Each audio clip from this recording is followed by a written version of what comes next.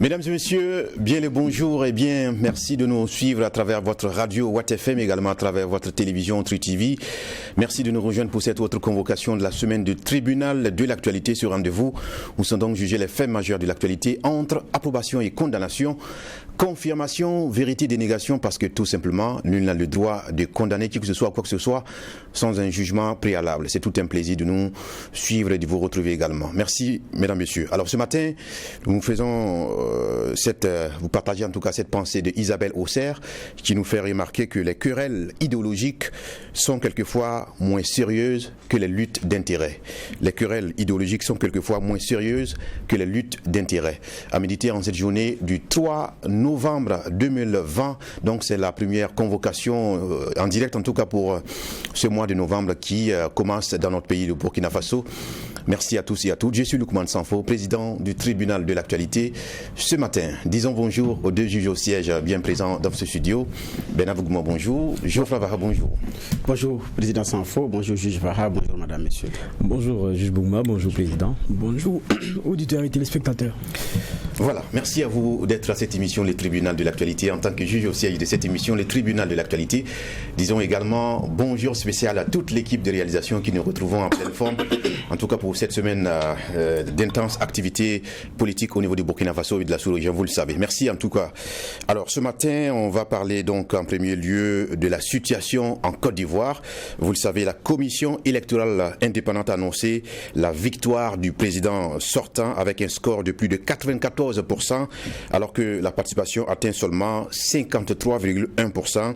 Et vous le savez, les opposants ont donc annoncé la création d'un conseil national de transition. On va y porter un jugement dans une grande partie de cette émission, le tribunal de l'actualité. Évidemment, on ne va pas oublier le pays des hommes intègres, on va dire comme ça, le Burkina Faso, qui aussi fait marquer que c'est la campagne électorale qui bat son plein avec l'ouverture donc de cette campagne depuis le 31 octobre dernier. On va y porter un jugement sur les enjeux, l'ambiance, tout cela dans cette émission, le tribunal de l'actualité. Voici la première partie de l'émission.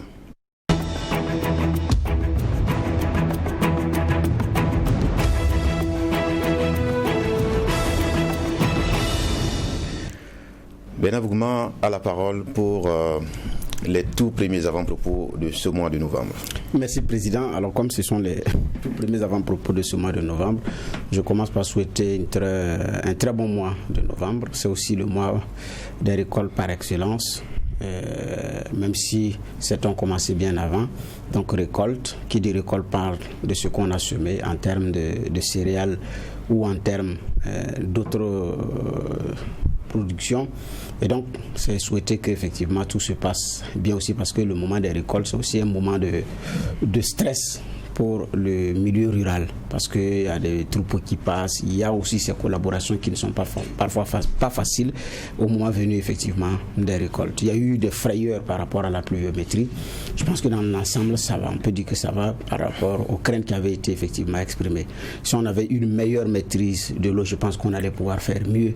Mais comme nous sommes dépendants d'une pluviométrie qui se fait rare ou qui joue selon son temps, parce que c'est aussi dame nature comme ça, donc il nous faut trouver aussi d'autres moyens de pouvoir maîtriser l'eau, et je pense que ça va aller mieux par rapport effectivement à nos cultures. Donc bonne saison de récolte à tout le monde, très bon mois de novembre, c'est l'avant-dernier mois de l'année 2020, donc les uns et les autres également ont commencé à sonder les comptes. Alors maintenant le second avant-propos à proprement parler, le 31, c'était samedi, on a célébré dans une ferveur de campagne, parce qu'en même temps c'était le début de la campagne.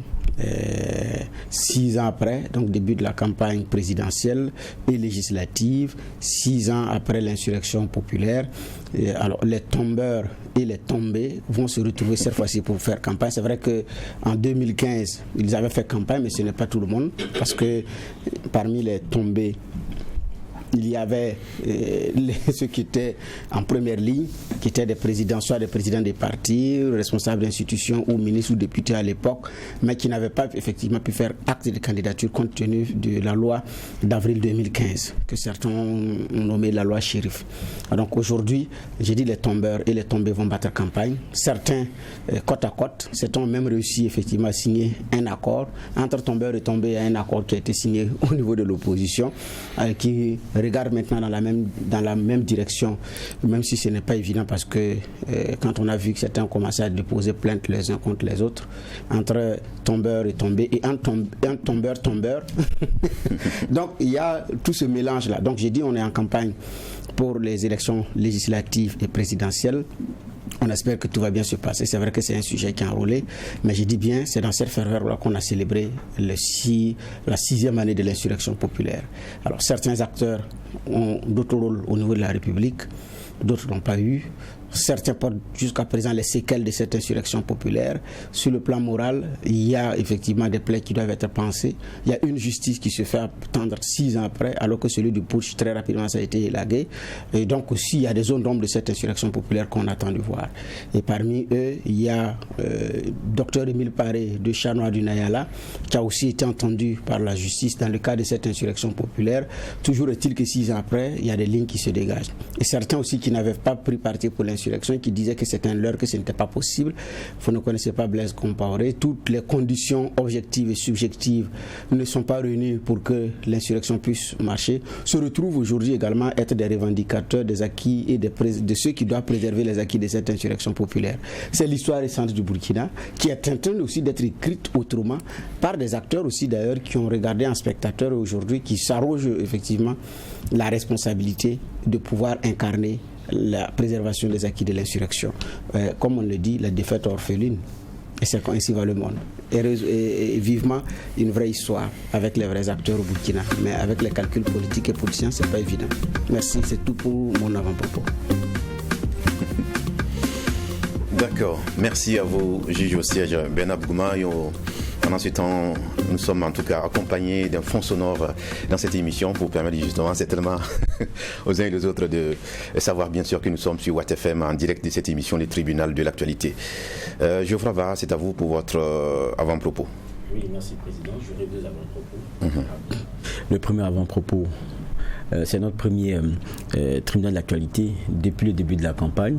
Chacun va en parler, mais c'est souhaiter que la campagne se passe dans la meilleure atmosphère qui soit et que on ait l'argument du programme qui prime sur tout le reste. Et c'est ce que je vais souhaiter en ce début de campagne-là. Deuxième avant-propos que j'ai, ça concerne la RDC, République démocratique du Congo. On a Félix Tshisekedi, le président, qui a entrepris de rencontrer toutes les forces politiques, tous les grands acteurs, pour essayer d'apaiser un peu les choses. Parce qu'on sait au moins que l'élection qui lui a permis de venir n'a pas été des plus inclusives qui soient. Et il y a quelqu'un comme Katumbi qui a reçu donc sa lettre d'invitation. Logiquement, c'est le 6 qui devrait venir sur Kinshasa pour les discussions et tout. Et donc, c'est quelqu'un qui est très attendu. N'oublions pas qu'il est le chef de file quand même d'une force politique qui compte pas moins de 70 députés à l'Assemblée nationale. Donc, c'est une force qui compte. Je prends ça en avant-propos. Pourquoi ? Ça veut dire que même en politique, il faut donner le temps au dialogue et il faut donner le temps à l'apaisement. Et je pense que c'est ce qui est en train d'être démontré en République démocratique du Congo. Il y a eu un Kabila qui a fait son jeu. On se rappelle de Katumbi, on avait eu, c'était Mombe, je ne sais plus, le porte-parole du gouvernement en son temps, lorsque Katumbi était bloqué hors du pays, il tentait par tous les moyens, il était même à une frontière et tout, qui expliquait un peu que l'État n'avait rien à voir avec, alors que l'on voulait venir compétir pour les élections. Il y avait un Kabila qui travaillait aussi à ce que son poulain Ramazani puisse passer, mais on est maintenant loin derrière cela. Il y a Tshisekedi qui est arrivé premier, mais il hérite de tous ces clivages qu'il y a eu à un moment donné. Il hérite de tous ces choix qu'il y a eu à un moment donné. Mais à lui aussi de faire la paix et de savoir amener tout le monde autour d'une table et puis de discuter de l'avenir de cette République démocratique du Congo. Je pense que c'est ce qu'il est en train de faire. Et j'espère, et c'est mon vœu pieux, c'est ce par quoi je vais terminer, que l'opposition va venir au moins à cette table de discussion et puis parce qu'il y a des élections qui viennent, aller à des consultations qui soient des plus apaisées et puis arrondir les angles pour les uns et pour les autres. Mais c'est toujours bon de discuter, c'est toujours bon de dialoguer. D'accord. Vous disiez 2 avant-propos. Oui, c'est 2. Le premier, c'était souhaiter qu'il y ait des élections apaisées et que le discours le plus important soit celui du programme. Et le deuxième, c'est la République démocratique du Congo. D'accord. Merci à tous les deux pour ce regard sur l'actualité en guise d'avant-propos. Sans plus tarder, nous allons donc nous prononcer sur la dynamique électorale au niveau de notre pays, le Burkina Faso, le pays des hommes intègres. On sait également que officiellement, c'est depuis le 31 octobre dernier que les acteurs donc en liste pour les différents postes, que ce soit au niveau de la législative ou de la présidentielle, sont autorisés aux joutes électorales dans ce pays. Alors, quelle est l'ambiance qui prévaut? Quels sont les enjeux de cette élection? On en parle justement à quelques jours du constat de l'ouverture de cette campagne électorale au Burkina Faso, avec donc vous qui êtes en même temps journaliste, donc acteur au premier plan de cette élection majeure au niveau du Burkina Faso. Déjà, Bernard Bougma, que peut-on dire de l'ambiance qui a été donnée de constater? On a vu au niveau des États-Unis, on voit de l'implication, l'engagement des différents acteurs, notamment le monde culturel, les artistes, les acteurs, qui ont invité donc les populations au vote. Est-ce qu'au niveau du Burkina Faso, on peut dire également que cette élection est d'un enjeu crucial au point qu'on a vu en tout cas l'implication d'acteurs non, en tout cas partie prenante de cette élection de façon pratique? Au niveau du Burkina Faso, oui. Alors, ce qu'il faut dire, c'est que les choses évoluent et au fur et à mesure qu'on avance, on se rend compte également qu'un homme politique est un produit de marketing, qu'il faut savoir valoriser, vendre, chanter, chérir, polir, pour ne pas dire il faut refaire la tôlerie, la peinture et autres. Bon, ce que j'ai dit, c'est un objet de marketing. Et ce sont des choses qui ont commencé depuis longtemps. Les Américains étaient longtemps en avance sur cette affaire. Après, la France est rentrée dans le jeu à l'issue de l'élection de Sarkozy et d'Emmanuel Macron. Les choses ont pris effectivement une autre tournure. Quand on regarde dans l'ombre ceux qui ont porté ces messieurs, on se rend compte d'une telle situation. À l'élection d'Obama, le monde culturel, le milieu culturel a beaucoup contribué, notamment quand on parle des artistes Gezi et Beyoncé. On sait comment est-ce que ces personnes-là, en plus d'autres artistes, se sont impliqués dans la mobilisation d'abord de la manne financière pour Obama, mais aussi comment est-ce qu'ils ont activé, surtout dans le milieu black, comme ils le disent, pour que Obama puisse être adoubé. Donc ça fait tache d'huile et les uns et les autres ont compris qu'il faut effectivement réorienter le regard pour pouvoir brasser large. Je pense que nous sommes plus ou moins dans ce contexte effectivement au niveau du Burkina Faso, où avant les artistes chantaient pour et ceux qui sont au pouvoir et surtout pour les opposants, mais aujourd'hui la donne est en train d'être changée. On chante beaucoup plus pour les candidats, qu'ils soient au pouvoir ou pas. Et il y a des engagements pris de part et d'autre. Mais maintenant, en dehors de ce bloc artiste, il y a aussi le travail des organisations de la société civile qui, après avoir sensibilisé, insisté sur la nécessité d'aller voter, rentrent maintenant dans la phase de l'observation des faits et des gestes, des comportements avant élection, le comportement pendant élection et quelque temps effectivement après élection. Parce qu'après élection, le comportement de ceux qui ont gagné ou de ceux qui ont perdu pourra effectivement déterminer. Le comportement de la Commission électorale nationale indépendante pourra effectivement également déterminer de l'acceptation ou de la non-acceptation des résultats et de ce qui pourra effectivement aller comme avec. Et donc, j'ai dit dans ces conditions, les enjeux sont effectivement à plusieurs niveaux. Donc, une société civile qui a travaillé en amont, qui doit travailler pendant et juste après, effectivement. Mais après la phase d'élection, d'investiture de président, il y a la veille citoyenne encore également qui s'enclenche. Donc c'est un cycle qui est en perpétuel recommencement. Maintenant, la donne change au fur et à mesure qu'on évolue avant, pendant et après les élections. Et longtemps après les élections, le comportement 3 ans après les élections, ça ne va pas être le même comportement puis une organisation de la société civile que le comportement 3 mois après les élections. Donc il y a effectivement tout un cycle qui va avec. Alors, est-ce qu'on sent l'engouement de la mobilisation des uns et des autres pour aller? Pour le moment, les uns et les autres sont dans la fièvre de la campagne. Et ce sont les partis politiques pour le moment qui courtisent. Les OSC sont beaucoup plus dans la veille sur le comportement des acteurs. Regarde sur les réseaux sociaux, il y a des éléments qui sont rapportés. Donc c'est autour effectivement de ces premiers enjeux que la campagne démarre. Geoffroy, j'avais envie de relancer Abena Bougouma pour lui demander mais de quelle société civile il parle quand il dit que ces acteurs donc, ont plus ou moins milité et sensibilisé les populations quant à s'enrôler pour ces élections-là. On a plutôt senti une société civile, une certaine société civile en tout cas qui est sortie pour dire que les élections n'étaient pas opportunes en tout cas en termes de contexte sécuritaire et tout.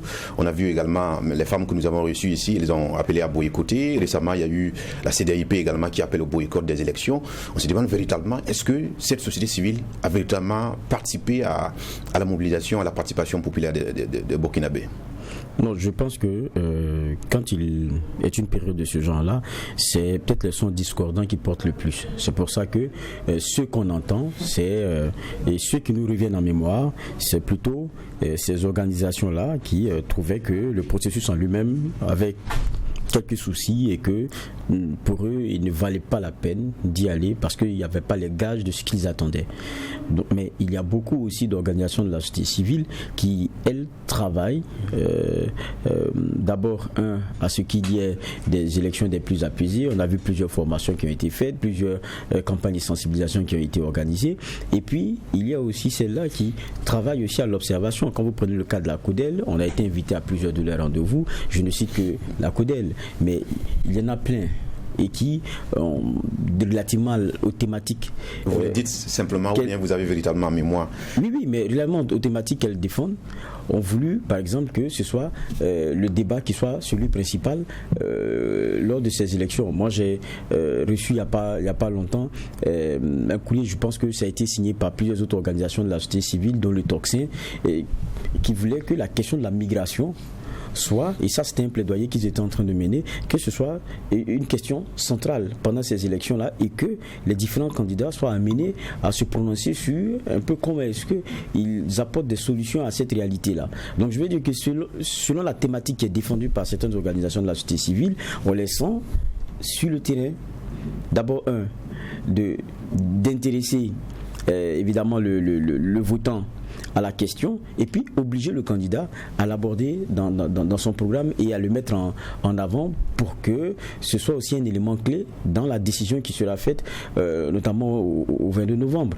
Donc chacun fait ce travail. Maintenant je dis que ce qui sonne le plus fort, c'est les sons les plus discordants. C'est-à-dire lorsqu'ils disent on ne veut pas aller aux élections parce qu'on trouve que ce n'est pas ceci, ce n'est pas cela, ça reste dans les mémoires parce que c'est loin du petit travail de fourmi qui est en train d'être fait par beaucoup d'organisations de la société civile. Donc je pense qu'il y a des organisations qui sont assez mobilisées pour cela. Vous n'avez cité que des structures qui reçoivent des financements pour justement mener de telles actions. La CODEL, on est désolé, mais en tout cas la CODEL c'est des financements à coût de milliards justement pour accompagner l'observation domestique des élections. Mais je suis désolé Loukman, quelle organisation de la société civile ne reçoit pas de financement? Vous pensez que les activités qui sont menées, même location d'une salle et tout, c'est financé? On ne leur donne pas cela cadeau. Donc derrière, il y a forcément des financements. Maintenant, il y a ceux qui peut-être mobilisent un peu plus du fait de leur crédibilité et puis d'autres aussi qui peut-être du fait qu'ils soient plus ou moins nouveaux sur la scène, qui attendent aussi d'avoir des accompagnements. Sinon toutes ces OSC là d'une façon ou d'une autre sont accompagnées. Vous le savez, je le sais et puis je pense que ceux qui nous écoutent aussi le savent. Ça c'est une réalité. Mais à savoir, est-ce qu'il y en a une société civile qui est engagée relativement aux élections?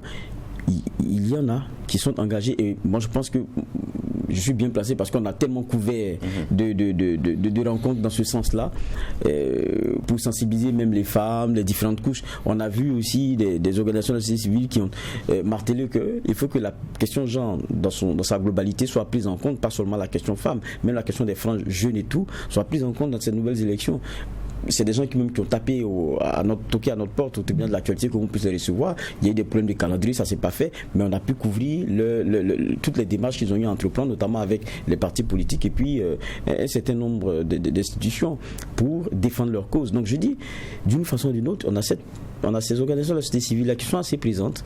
Maintenant, peut-être que aujourd'hui, c'est ce que je dis, c'est que on entend beaucoup plus autre chose parce que ça c'est de la nature, c'est dans l'ordre naturel des choses, c'est que ce soit le discordant qui sonne beaucoup plus. Maintenant ceux qui rentrent dans le sens, bon ça passe comme lettre à la poste, on ne s'en rappelle plus après, mais c'est ça la réalité. Et puis aussi la réalité c'est que on n'est plus dans l'enjeu de demander aux gens d'aller voter ou quoi que ce soit, c'est pas trop ça. Ce qui a cristallisé les attentions pour ce qui est des Burkinabés, c'est de savoir est-ce que l'enrôlement qui avait été lancé par la CENI, les gens allaient y adhérer, est-ce que au niveau de la diaspora, les gens allaient vraiment adhérer. C'est des questions comme ça qui, au fil du processus, nous ont plutôt marqué.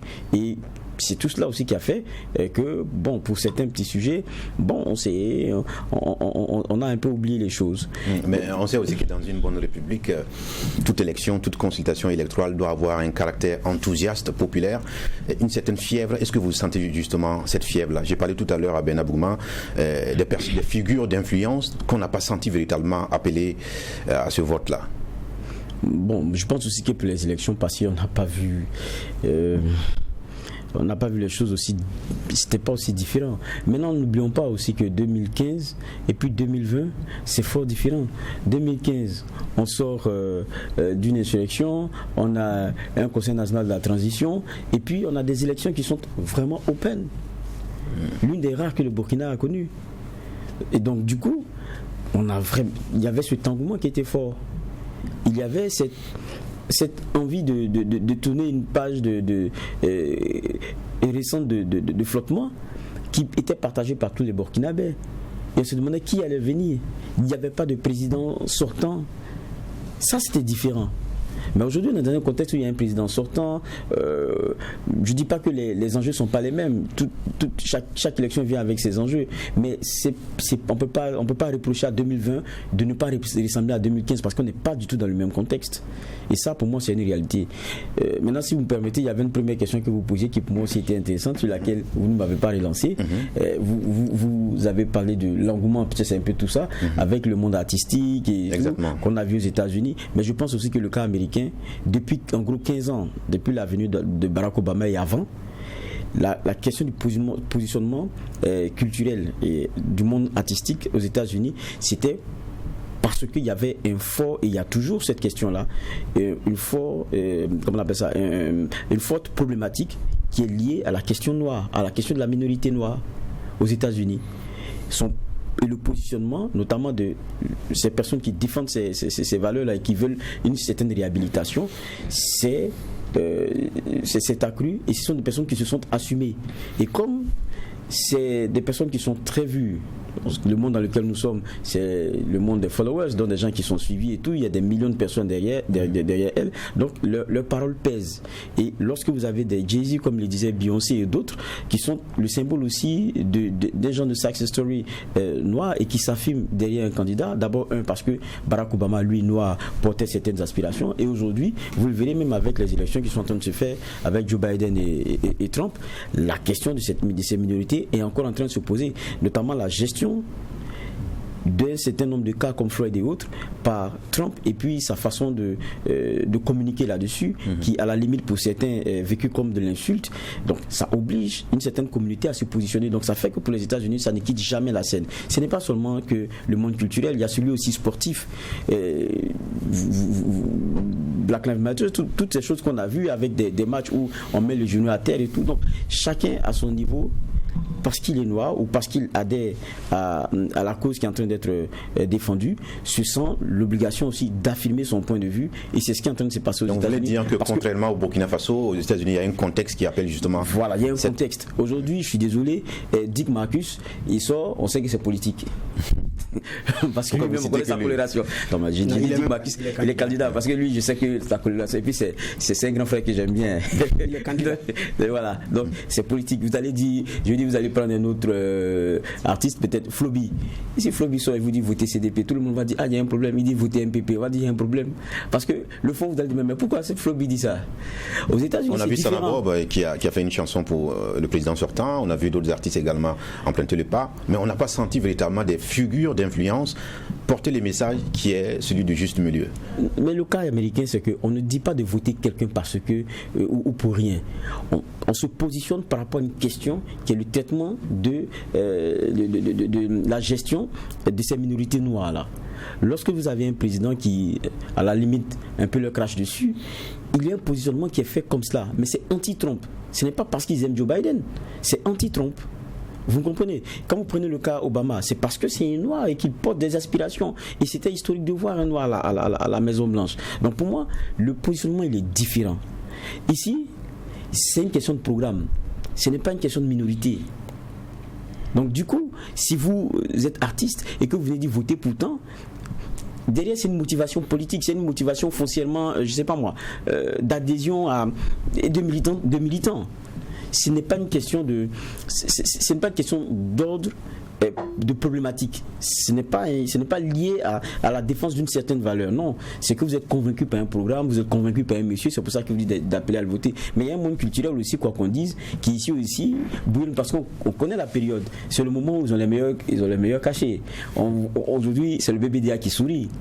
Chacun vient, il dépose ses millions, on prend les photos, tout le monde est content. Maintenant, espérons qu'il n'y ait pas la bagarre lors du partage, parce que chacun va dire, bon écoutez, moi j'ai été celui-là qui avait été le plus joué par tel parti, j'étais je sais pas moi, mon son, ma musique était presque l'hymne pour le parti. Je comprends pas pourquoi j'ai ceci, j'ai cela, comment je les ai vus déposer tel nombre de millions. J'espère qu'il n'y aura pas ce type de bagarre, mais il y a un monde culturel aussi qui attend cette période. Je ne dirais pas qu'on ne chante pas par conviction, mais c'est le moment du gombo. On est dans un pays de savane, c'est le moment où il faut. Sinon, pourquoi est-ce que vous avez quelqu'un comme c'est Desbordeaux, non, l'artiste ivoirien, qui a sorti son point candidat. Je pense que il y a Fadaldé. Il y a Fadaldé, il y a beaucoup aussi. Il y a Serge Beno et tout. Donc, c'est quoi? C'est aussi des gens qui parlent à une jeunesse. Et donc, c'est du marketing politique. Mais je ne pense pas que Beno sache beaucoup de choses de nos élections ici. Je ne pense pas que Desbordeaux, quand j'écoute ses vidéos, ce monsieur, je ne sais pas il sait beaucoup de choses de ce qui est en train de se passer ici. Mais il y a un marketing politique et puis il y a un jeu aussi, parce qu'il y a l'argent qui va circuler, c'est des contrats. Et je pense qu'il faut voir ça dans cet ordre-là, pas forcément dans l'ordre de l'engagement qui est celui des États-Unis, où il y a une réalité, il y a certains qui se sentent brimés et c'est une forme de protestation et puis c'est une manière d'affirmer des convictions. Alors Benabou, quand Geoffroy évoque ici le contexte qui est bien différent de celui des États-Unis, où il n'y a pas forcément ce déclic, sinon cet intérêt absolu qui appelle les uns les autres à s'engager, à appeler justement à cette élection une forte participation, est-ce que la question terroriste au niveau du Burkina Faso ne peut pas être prise comme telle, du genre à voir souvent aussi à cette gestion de la crise sécuritaire comme une sorte de vote sanction ou bien de soutien populaire plutôt derrière un président qui peut être l'enjeu également au niveau de notre pays? Non, au niveau de notre pays, il y a plusieurs enjeux. Il y a plusieurs enjeux et puis la parenthèse pour revenir au milieu culturel avant de répondre effectivement à votre question, c'est que j'ai dit ce n'est pas la première fois que des artistes chantent pour les hommes politiques. Bob Marley a chanté Zimbabwe avec en son temps le vieux Bob en tête. Il a chanté pour Robert Mugabe. C'est la nation ou c'est les candidats? Tiken a chanté pour Alpha Condé qui était opposant en son temps. Aujourd'hui, est-ce que Tiken aurait pu chanter pour Alpha Condé dans les mêmes conditions? Ce n'est pas évident. Et après, quand il est élu, on ne chante pas pour lui, on mentionne son nom seulement dans la musique et puis on passe à autre chose. Les arts, vous écoutez, on dit Maman Chantal comparé et puis on passe à autre chose. C'est tout quoi. Vous mentionnez le nom pour ne pas vous embarrasser et puis vous partez à autre chose. Des opérateurs économiques ont été chantés, Général Defao, quand Defao avec son featuring avec Isaac Soba, le commissaire Kwanda, Franck Alain Kaboré, Oumarou Kanazoe, Alizette Gando, réaction rapide, puis il est passé à autre chose. Donc j'ai dit ce n'est pas une première fois, mais quand Oufou est décédé, Alpha Blondy a chanté Oufou Yako, mais il en a pris pour son compte. Les gens disent non, Oufou n'était pas un exemple, Oufou a tué cet temps, Oufou a fait ci, pourquoi Alpha chante pour Oufou, ce n'est pas normal, c'est sûr que c'est parce qu'il prenait l'argent, il se voit obligé de faire des éloges. Vous ne pouvez pas chanter pour une personnalité politique et faire l'unanimité, ce n'est pas possible. qu'elle soit de l'opposition, mais surtout si vous chantez pour celui qui est au pouvoir, ah oui. Mais aux États-Unis, effectivement, c'était un positionnement politique. C'est un positionnement politique parce que les Noirs se sont dit, le moment est venu de faire accomplir la prophétie de Martin Luther King. Donc ils se sont dit, si nous ne nous engageons pas politiquement pour soutenir ce monsieur, ça ne va pas aller. Donc risquons notre carrière, risquons notre image, soutenons-le. Il peut arriver à la présidence et mal se comporter. Ça peut se retourner contre nous, mais assumons. Donc il y a une prise de conscience derrière qu'il faut également un engagement politique partisan et affiché, assumé pour faire gagner Obama, et c'est ce qu'ils ont fait. Pour ceux maintenant qui chantent pour nos candidats ici, chacun est allé chercher hors des frontières. C'est vrai, il y a le local, mais certains sont allés jusqu'en Afrique centrale pour venir sur la musique. Les deux, c'est à côté, c'est des Bordeaux, c'est Beno, c'est Fadal Dey. Bon, ça n'a pas plus d'autres artistes sont allés dans la partie. Mais parce qu'eux, ils chantent pour les candidats. Il y en a qui ne vont pas chanter pour les candidats, mais qui vont jouer dans les 13 meetings. Dans les 13 régions, chaque fois que le candidat est dans une localité, il a joué. Mais 2015, là, c'est pas partisan. J'arrive. En 2015, on a vu Floby. Il a fait le tour avec le MPP. Et quand il entonnait sa chanson Fotiche, Nantouma, effectivement, vous voyez le travaillement. Donc ça veut dire quoi? Ça ne veut pas dire qu'il a chanté pour le candidat. Mais compte tenu du fait qu'il fait mobiliser la jeunesse, on associe son nom, son image à la campagne. Mais il ne chantera pas un morceau pour magnifier le président. Il y avait quand même cette phrase de la présidente Kaboré. Non, le président Kaboré, c'était pas le président Roch Marc Christian Kaboré. Nous savons bien, mais bon. Non, pour ceux qui nous suivent, il faut préciser que commandant Papus a tenu à donner des précisions par rapport au président Kaboré. C'est même un Burkinabé qui vit pas au Burkina Faso. Il a le nom Kaboré, il vit même pas au Burkina. Il vit hors des frontières du Burkina. Il s'est fait d'amitié avec Floby et c'est Floby. On va pas faire ce débat, sauf que ça a été remixé dans le contexte. Non, c'est important de préciser parce que jusqu'à présent, il y a des téléspectateurs qui ne savent pas que quand il dit président Kaboré, il ne parle pas de Roch Marc Christian Kaboré. Et c'est à cette personne-là que je m'adresse. Il peut vérifier, mais il ne parle pas de Roch Marc Christian Kaboré. Par la parenthèse, je la ferme maintenant. Et donc, pourquoi on les associe? Mais c'est le marketing politique. Parce que dire que Floby viendra jouer sur l'air de meeting, ça contribue à mobiliser des personnes qui vont venir voir. J'ai été au meeting recto verso du CDP en son temps. Serge Beno, c'est des Bordeaux, était là. Je l'ai vu dans les coulisses, il devait jouer. Il était là. Il est venu d'Abidjan pour ça. Au temps fort, on est d'accord, on n'est pas d'accord pour la modification de l'article 37. Le stade a fait son plein parce qu'il est là, il doit jouer. Je l'ai vu dans les coulisses, attendant son heure. J'ai sa photo de souvenir toujours. Il y avait une photo pour garder. Nous sommes allés pour couvrir l'événement. Donc ça veut dire quoi? Comme les artistes mobilisent, l'homme politique associe l'artiste à ses meetings en vue de pouvoir effectivement mobiliser. Maintenant, il fait des clins d'œil à d'autres qui acceptent de dire, bon, moi-même, je vais, au lieu de venir même jouer ma musique, je vais même chanter pour vous. Et on passe à un autre niveau de contrat. C'est la retouche, elle est là. On passe à un autre niveau maintenant de contrat. Donc en plus d'être là pour jouer seulement, moi-même je vais chanter. Ça c'est un autre contrat, en plus du fait que quand je vais venir les cacher. Donc en réalité, c'est aussi... Mais en définitive, qu'est-ce qu'on retient? Ces acteurs-là font-ils bien de se positionner de cette nature-là, ou bien il aurait fallu qu'on ait cet appel, cet engagement citoyen qui n'est pas partisan justement au profit de ces élections-là? Bon, là, effectivement, par rapport à l'impact, on peut effectivement en parler. On peut regarder. Est-ce que quand Fadal Dey, connu sur le continent par ses prises de position suffisamment courageux, et qui revient s'excuser parce qu'il avait insulté Oufoué-Boigny dans son morceau où il demandait pardon au feu voleur, après, parce que vous entendez au feu voleur, après vous écoutez le parole, vous voyez que c'est un meilleur culpa qu'il fait, alors que ces messieurs avait effectivement chanté pour une Afrique meilleure, une Afrique digne, avec son morceau gouvernement chauve-souris, je t'aime pas. Voilà. Donc est-ce qu'un message venant de ce monsieur-là peut contribuer à ce que les jeunes se disent, allons à l'isoloir, allons dans les urnes pour contribuer à changer les choses? Ou bien tout simplement comme il a chanté pour un président, ça suffit pour dire que le président est bien? Ou le président, parce qu'en général, quand je dis président, je parle de président de parti. Bon, Roch, lui, le candidat n'est pas président de parti. Ou bien parce qu'il a chanté pour un candidat, c'est un meilleur candidat. Ça va être maintenant un autre cas d'appréciation. Ça ne va pas être suffisant. Ça ne va pas être suffisant. Mais c'est bon pour l'homme politique.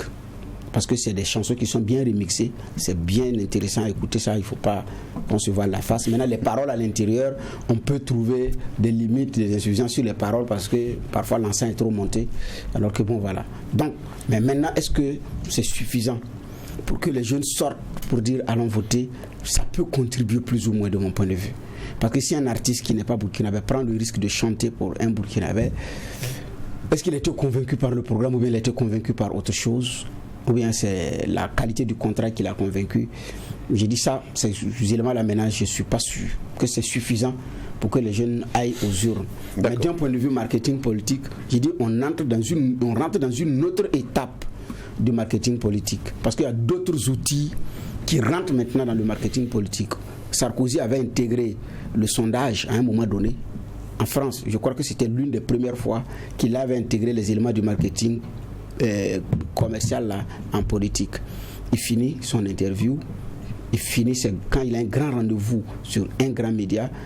Après, il fait mettre en branle un sondage pour voir est-ce qu'il réellement il a convaincu les Français ou il n'a pas convaincu les Français. C'était l'une des premières fois effectivement en France. Monsieur sort, il fait venir beaucoup de caméramans, beaucoup de journalistes qui suivent. Parfois même ce sont des gens qui viennent des médias fictifs qui n'existaient pas. Mais ça pouvait faire croire que le média, l'homme, le produit là, il est le chouchou des médias. Quand il sort, tous les médias français sont avec lui. Mais en réalité, tout n'était pas journaliste. Après, il y a eu des gens qui ont démontré que cela, mais c'était le marketing politique qu'il faisait. Il se vendait autrement. Là, Sarkozy, effectivement, avait réussi à se faire élire avec ça. Mais la suite, on la connaît. Donc, est-ce que ça va être suffisant? Non. Mais en même temps, sur le plan communication, en ce qui concerne le marketing politique, on vient d'arriver à un autre cap, à une autre étape de ce marketing politique. D'accord. Vous voulez réagir? Oui. Bon, je crois que c'est très simple. On a des artistes qui ont un métier. Et puis, qui a une réalité, c'est vendre leur art. Si ils sont demandés dans cette période-là, mais ils auront rempli leur contrat. C'est pas une question de conviction, c'est une question de business. Je viens, je fais ma prestation, je m'en vais. Maintenant, il y a des degrés d'implication, comme le disait Bernard tout à l'heure. Quand vous faites sortir un son pour un parti politique, ça peut être de la commande, c'est pas forcément une question de conviction. Mais forcément, d'une façon ou d'une autre aussi, ça peut vous retomber à la figure. Maintenant, il y a d'autres aussi qui sont allés jusqu'à un autre niveau, où vous avez même des affiches dans lesquelles l'artiste vraiment est bien placardé et avec le logo du parti politique. On a vu au Mali. Et quand c'est comme ça, quand le vent change, apparemment ça change aussi pour vous. C'est ça aussi. Regardez le cas de la Côte d'Ivoire. Il y a eu comme un genre de tir groupé entre artistes qui vont jouer pour Alassane Ouattara ou à ses meetings et puis ceux qui restent à Abidjan pour des conseils de dénonciation. Donc on commence à peindre les gens. Donc l'artiste aussi, lui, je pense que c'est des enjeux qui le regardent. Maintenant, et ce qui est bien au moins, et c'est sûr avec quoi je vais m'arrêter, c'est que au Burkina, on n'est pas dans des clivages aussi profonds pour qu'on se dise que vous roulez pour juste parce que vous avez presté. Alors que dans certains pays, comme prenez le cas de la Côte d'Ivoire pour revenir là-dessus, où on est en désobéissance civile et puis adoubement d'un candidat, dès que vous allez quelque part, vous êtes fiché. Ici, Dieu merci, il y en a qui font encore leur business. Vous m'appelez, je viens, je presse, je m'en vais. Et je crois aussi que même les partis politiques paient des couvertures médiatiques. Est-ce que nous crachons dessus? C'est-à-dire, il y a un côté service rendu, il y a un côté business. Et puis, on y va, ça faut se dire la vérité. Et ils ont le droit d'aller prester sans qu'on leur colle l'étiquette de l'appartenance. D'accord, ce n'est pas un débat sur la place de l'artiste dans le jeu électoral au Burkina Faso, c'est plutôt de son engagement ici qu'on parle, parce que quoi qu'on dise, chaque artiste a quand même, on va dire, sa responsabilité sociale en tant que citoyen. Alors, parlons maintenant des premiers meetings qui ont été donnés de constater. Vous avez pu suivre en tout cas la plupart. Qu'est-ce qu'on peut dire en termes donc de la mobilisation et également des propos qui ont été tenus par les uns et les autres. On voit que sur la question, par exemple, du terrorisme, on entend le référent Diabré dire qu'il est prêt à négocier. Également, c'est le cas de Edi Komboyogo ou de Yeli Kam. Quelle est votre appréciation des premiers éléments de ces meetings-là? Bon, naturellement, la question du terrorisme va occuper le premier plan. Terrorisme et insécurité. Il faut également que les candidats prennent en compte qu'on était d'abord dans un climat d'insécurité avant l'avènement du terrorisme. Il y avait les braquages à main armée et tout, avant même que la plan tient compte de la période 2000-2005 en montant. Il y a eu la période des exécutions extrajudiciaires qui avait défrayé la chronique. L'insécurité était déjà là, avant qu'on arrive effectivement sur les questions du terrorisme. Donc, il faut penser à régler les deux, parce que c'est deux choses quand même différentes. Maintenant, pour cela, je ne suis pas étonné que chaque candidat propose aux Burkinabés ses solutions. Parce que les Burkinabés veulent savoir déjà, pour notre sécurité et aussi pour contrer le terrorisme, qu'est-ce que monsieur ou madame propose dans son programme. Donc vous ne pouvez pas effectivement parler sans cela. Les candidats sont divisés. Il y en a qui disent que c'est urgent et non prioritaire. Il y en a qui disent que c'est prioritaire et urgent. Et donc, qui lie les deux, qui lie sécurité et terrorisme à réconciliation nationale, parce qu'ils disent que tout est lié, tout semble lié selon la lecture de certains candidats. Donc, je ne suis pas étonné que la question du terrorisme arrive. Maintenant, par rapport aux méthodes à proposer, tout ce qu'on a entendu ces derniers temps aussi, c'est du déjà entendu. Il faut négocier, il ne faut pas négocier. Je vais négocier, je ne vais pas négocier. C'est du déjà entendu. Donc, quels commentaires je fais? Ce sont des solutions de chacun des candidats. Mais maintenant, comment est-ce que je vais négocier? Avec qui je vais négocier? Qu'est-ce que je vais concéder? Qu'est-ce que je ne vais pas concéder? C'est sur ces questions-là réellement qu'on attend les uns et les autres. Est-ce qu'ils vont faire échange de prisonniers? Est-ce qu'ils vont verser des rançons? Là, c'est concret. Et parce que ça, c'est la réalité de terrain. Est-ce qu'ils vont céder des territoires? En fait, c'est ça. Parce que ça, ce sont des réalités de terrain. Quand Ibeka a dit qu'il va négocier, il a envoyé son émissaire Dionkunda. Au retour, il a eu la réponse. La réponse est claire. J'accepte de discuter à condition que l'armée française quitte le territoire malien. Le territoire malien, c'était la première condition d'Iyaga Gali. La suite, on la connaît. Quand Ibeka a été aidé à débarquer, donc quand ils l'ont aidé à descendre, les nouveaux hommes forts, quand ils sont arrivés, ils ont continué dans la médiation. Il y a eu des libérations, des échanges avec un prime versement de rançon, mais ça n'a pas empêché que quelques temps après également, on ait des attaques au niveau du Mali, on ait des enlèvements au niveau du Mali. Qu'est-ce qui n'a pas marché? Est-ce que c'est le même groupe ou c'est les mêmes groupes avec lesquels ils ont discuté qui ont enlevé, même s'il y a un communiqué effectivement qui est attribué au groupe de Yaga Gali, est-ce que c'est les mêmes groupes là qu'ils ont pu négocier avec? Parce que quand on lit le livre de Atiana Serge Oulon sur le terrorisme au Burkina, on a aussi affaire à plusieurs groupes qui parfois aussi se combattent entre eux. Il y a des querelles de leadership même entre eux.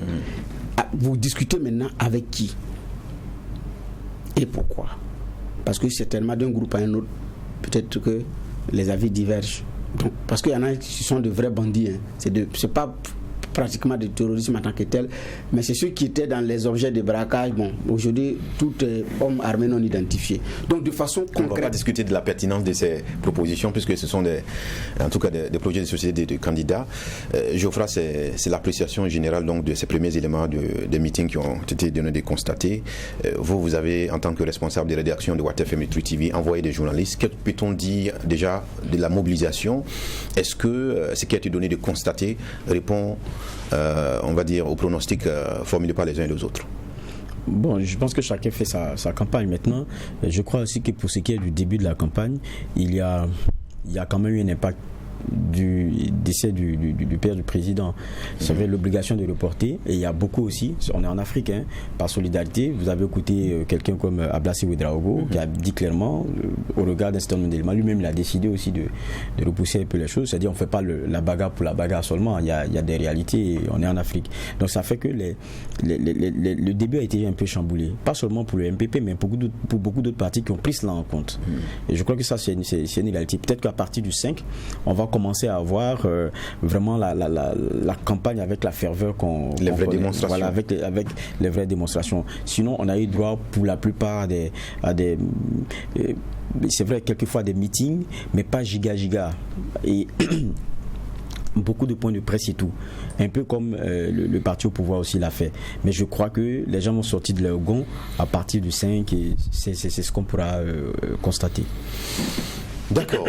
Nous suivons de très près, en tout cas, le déroulement de ce scrutin-là. On attendra avec nos différentes équipes pour revenir justement pour y porter un jugement.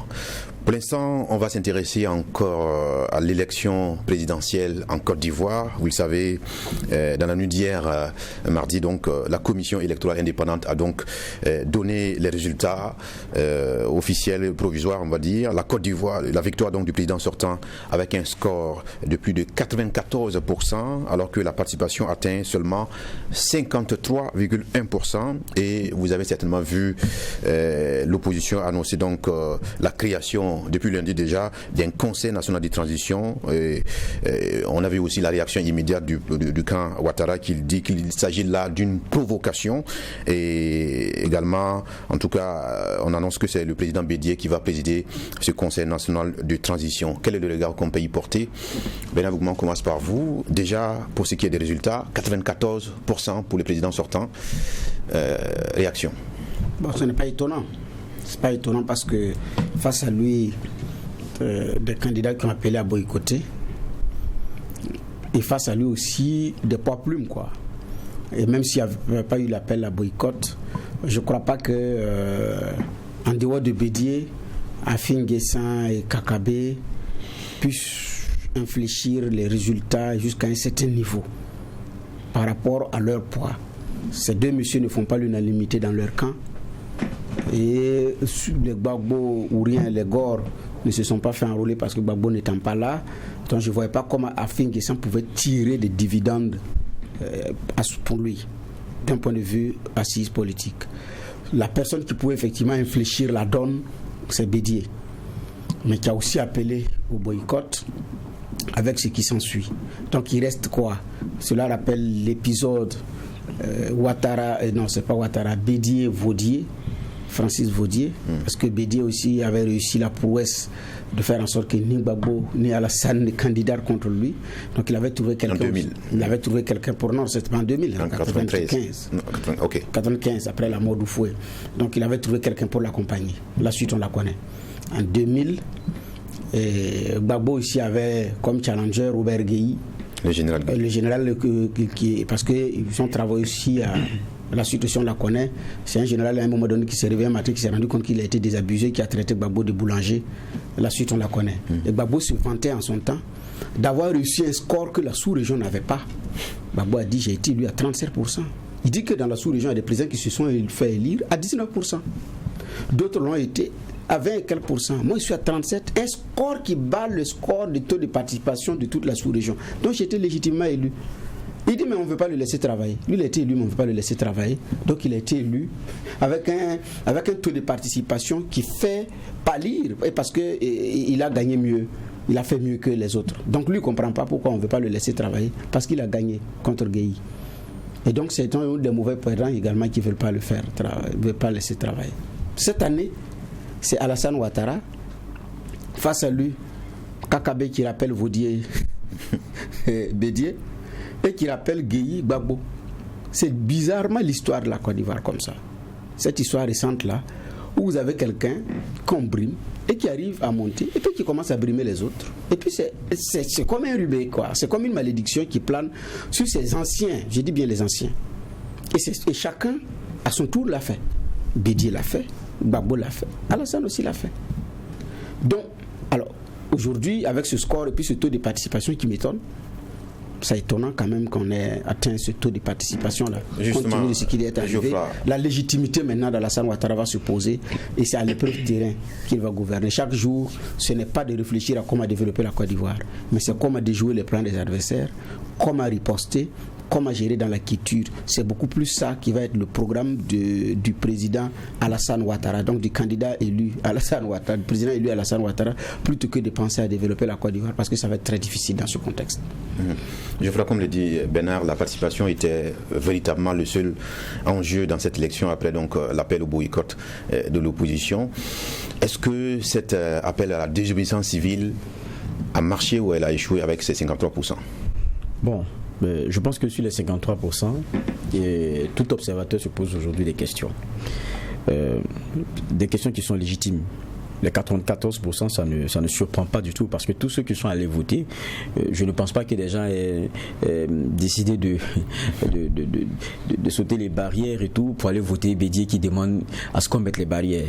Donc ça, c'est logique qu'il y ait 94% et on est même surpris que ce ne soit pas plus que ça. Mais les 53%, rappelons-nous quelque chose, c'est qu'en 2015, lorsque il y avait Afi qui était face au RHDP, tout puissant, le RHDP pimpant, avec Alassane et Bédié qui fumait, où c'était le parfait amour, le taux de participation, il était de combien ? 52, c'est combien ? 36, non ? Ouais. C'est 52%.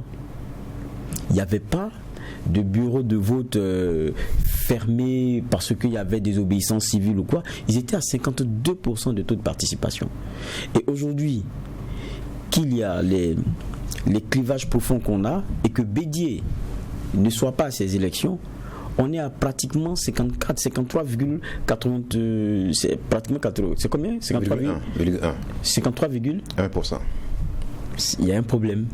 Ça veut dire que quand on regarde, il y a des questions en tout cas que cela pose de façon légitime. Et n'oublions pas, quand vous voyez les observateurs qui au soir du vote ont fait leur bilan, en gros 23% des bureaux de vote sur les 22 000 qu'on avait là, les 23% n'avaient pas pu ouvrir. J'ai pas dit ouvert et on refermé. 23% qui n'ont pas pu ouvrir. Parce qu'on connaît les problèmes qu'il y a eu. Et donc 23% n'est pas loin du quart des bureaux de vote. Et donc, avec l'impossibilité de voter dans 23% de bureaux de vote, on en a un taux de participation qui soit supérieur à 2015, alors qu'il y avait Bédié, il y avait Alassane, et on n'était pas du tout dans le même contexte. Ma foi, ça fait qu'on se pose énormément de questions. Mais, à la vérité aussi, je pense que le taux de participation à ces élections-là était le grand enjeu. Bernard rappelait, 2010, c'était 34% de taux de participation. Et comment il s'appelle, Gbagbo Laurent, il n'en avait pas, en 2000 plutôt, en 2000, il n'en a pas rougi. Mais bon, ça ressemblait un peu aussi à la réalité, 34%. Il était même très heureux. Voilà, il n'en a pas rougi. Mais c'est vrai aussi que pour le cas Alassane, le tout n'était pas de se faire voter. C'était de savoir qui allait venir, parce qu'il y avait un enjeu en face. Il y a des gens qui ont dit on ne va pas aux élections. En 2000, quand vous prenez le 2010, c'était 80%. Du taux de participation. Le taux de participation, il était à 80%, parce qu'il y avait des antagonismes certes, mais il y avait ceux qui étaient les grands acteurs de la scène politique ivoirienne qui étaient présents. Tous étaient là, avec le gentleman agreement qu'ils ont eu, tout le monde était là, donc ça a fait monter le taux de participation en gros 80%, mais même ça s'est terminé comme on a vu. Gbagbo qui n'a pas voulu reconnaître qu'il avait perdu, Alassane qui à la fin a pu venir s'asseoir, mais là aujourd'hui, je dis, quand on regarde ce taux de participation, il y a beaucoup de questions à se poser, mais enfin c'est pas ça le plus important, puisque l'opposition n'a même pas attendu les résultats pour dire qu'il n'y a pas eu d'élection et qu'eux ils sont en période de transition. Au départ on se posait la question de savoir qu'est-ce qu'on mettrait dans des obéissances civiles, mais ils sont en train de faire monter la pression, ils sont en train de jouer leur va-tout, parce que leur sortie et celle récente, vous prenez les figures de proue que nous connaissons, que ce soit Afi ou que ce soit Bédié ou même le leader, vous l'avez vu, Mamadou Koulibaly, tout ce monde-là était là. Et ils ont validé la question d'une nouvelle transition. Mais ça, ils sont hors des textes de la Côte d'Ivoire. Donc, c'est des gens qui sont passibles d'arrestation. Et puis, si en tout cas Alassane est logique avec lui-même, c'est des gens qu'il va enfermer. Mais est-ce qu'ils ne sont pas logiques avec eux-mêmes? Parce qu'en parlant de désobéissance civile, on ne parle plus de texte véritablement. Ils sont logiques avec eux-mêmes. Maintenant, si ils obligent Alassane à pousser le pion encore un peu plus loin et qu'ils soient des victimes. C'est ça en fait, c'est ce qui est en train de se faire en Côte d'Ivoire. On est revenu comme en 2010, où après des élections, on se retrouve avec deux personnes, on n'est plus avec une affaire ce n'est plus l'hôtel du Golfe, mais on se retrouve avec un pouvoir élu, et puis et d'autres qui ne reconnaissent rien, qui disent qu'on est rentré dans une transition parce qu'il n'y a même pas eu d'élection et que le président actuel n'est plus président. Mais dans ce cas de figure, s'ils sont logiques avec eux-mêmes, c'est leur logique à eux. Maintenant, si Alassane veut être logique avec lui-même, il va commencer à les arrêter. Et ça encore, c'est qu'il risque de cristalliser davantage les positions. Et j'ai l'impression aussi qu'on a une scène politique ivoirienne qui a envie que les populations ivoiriennes en arrivent encore à faire un choix qui soit tragique. Ou c'est pour ou contre. Il y a beaucoup d'Ivoiriens, quand vous les écoutez aujourd'hui, ils disent les politiciens, on les a déjà vus ici. On a fait la bagarre, on a fini, on a compris que c'est nous qui avons perdu. Donc ils règlent leurs problèmes. Mais aujourd'hui, les dissensions sont tellement fortes et ils sont en train d'exacerber le clivage que ce qu'ils attendent, c'est que la rue tranche. Que Alassane commence à poser des actes et qu'on se dise que c'est un autocrate et que il va un peu loin parce que toute son opposition il a enfermé. Mais comment est-ce qu'on peut laisser, et c'est ça le problème, comment est-ce que vous pouvez laisser quelqu'un qui dit qu'il est maintenant sous une transition, il ne vous reconnaît pas comme président, lui permet de continuer de faire des points de presse, de continuer de lancer des appels? Ça sera difficile pour Alassane de gérer cette situation. Rapidement, Bernard Bouma, sur la mise en place de ce Conseil national de transition, est-ce que ce tour donc de l'opposition politique, vous l'avez vu venir? Est-ce que c'était un plan B ou bien cela était certainement dans les starting blocks, comme on dit? C'était dans les starting blocks et c'était leur plan B. Parce que si vous n'allez pas aux élections, comment est-ce que vous allez contrer? Et il fallait trouver également un contenu à cette désobéissance civile avant, pendant et après élection. Ils n'ont pas pu empêcher que les élections se tiennent. Les élections se sont tenues dans le climat qu'on connaît. Maintenant, après vous faites quoi? Après n'avoir pas pu faire en sorte qu'au moins personne n'aille voter, les gens sont allés, il y en a qui sont quand même allés voter. On peut parler du taux de participation et du tout et tout, mais bon bref, l'élection quand même a eu lieu. Les observateurs ont fait le constat que les élections ont eu lieu avec effectivement des irrégularités, ça on est d'accord. Mais après, pour donner un contenu à votre désobéissance civile, vous passez à quel état? Et ça, c'est dans la logique de continuer le bras de fer. Et maintenant, chacun veut que la rue, effectivement, puisse arbitrer, comme l'a dit Geoffroy. Et là, ça augure des lendemains incertains. Donc, pour une Côte d'Ivoire qui a traversé des crises, et aujourd'hui qui est en train, effectivement, de rentrer dans cette crise, l'on se demande maintenant comment est-ce que la situation va se gérer. Mais chacun attend que la rue tranche ou qu'une autre force vienne trancher. Maintenant, on est maintenant dans l'heure de calcul et il va falloir effectivement savoir raison garder. Mais cette opposition ne peut pas s'y prendre autrement parce que les élections ont eu lieu. Il faut trouver une autre chose pour continuer la lutte et c'est ce qu'elle a fait. Et c'est peu que de vous dire que le bras de fer continue entre opposition et pouvoir en place au niveau de la Côte d'Ivoire. Nous suivrons encore une fois la situation de très près pour en débattre à cette émission, le tribunal de l'actualité. Merci à tous les deux, merci à l'équipe de réalisation, merci mesdames, messieurs, vous qui nous avez suivis. On vous retrouve demain mercredi pour une autre convocation du tribunal de l'actualité. Que la paix nous fasse la guerre, que la guerre nous fasse la paix. Au revoir.